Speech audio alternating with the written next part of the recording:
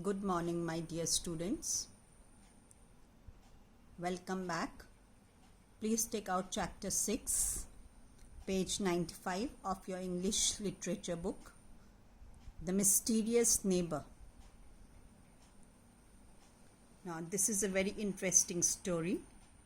As you can see in the picture, there is a very mysterious kind of a house on a dark, gloomy night.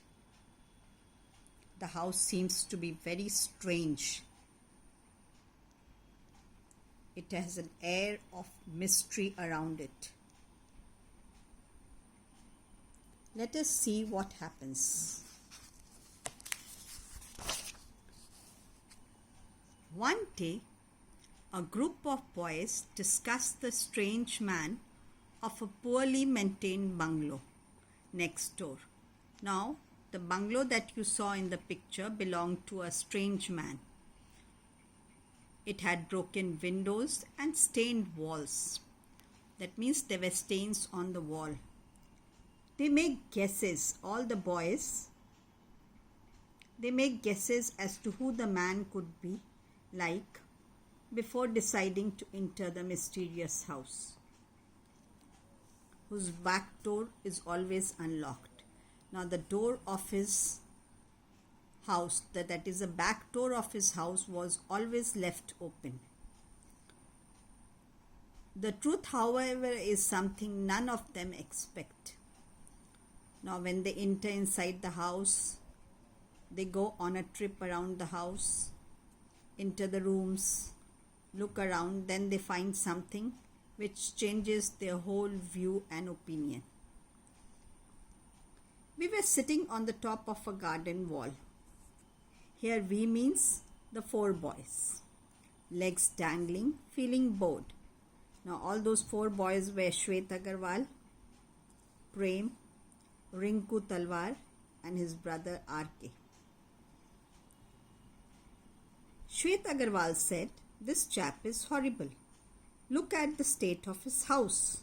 His house is in a terrible, disgusting state."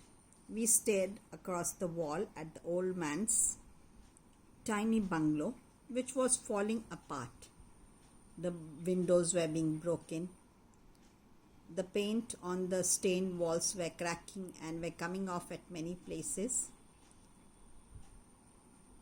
Prem, the little boy, pipe means he said, "It hardly looks like a house." Another boy, Rinko Talwar, said, "I don't like the man." The another boy said, "I think he is poor and he doesn't have the money to repair the house." "Poor?" Rinko cried. "That greedy glutton. Glutton is a person who eats much more than is required. He buys 6 ras malais every day from the sweetmeat shop and eats. And he has been doing that for the last 3 years. So how can he be poor? Then he must be really sick, or the fellow must be mad." RK, his brother, says he is mad, lowering his voice to a whisper, telling us to draw closer. All of them are talking about this owner of the bungalow. He doesn't lock his back door. I have watched him for the last 3 weeks from my window. I can look right down into his backyard. He leaves the door open day and night. "Day and night?" Prem said. "Isn't he afraid of the burglars, means thieves?" "I don't know."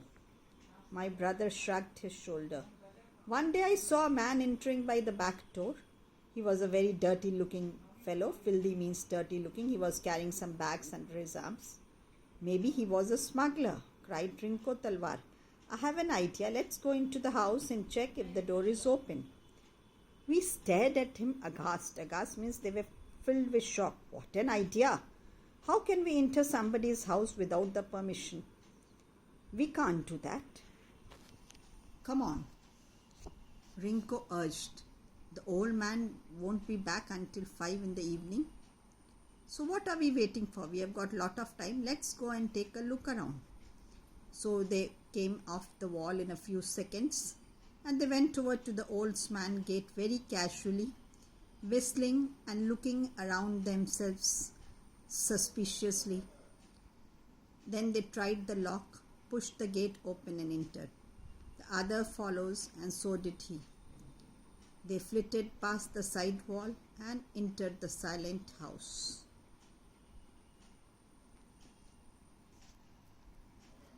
We stop here and we'll continue in the next class.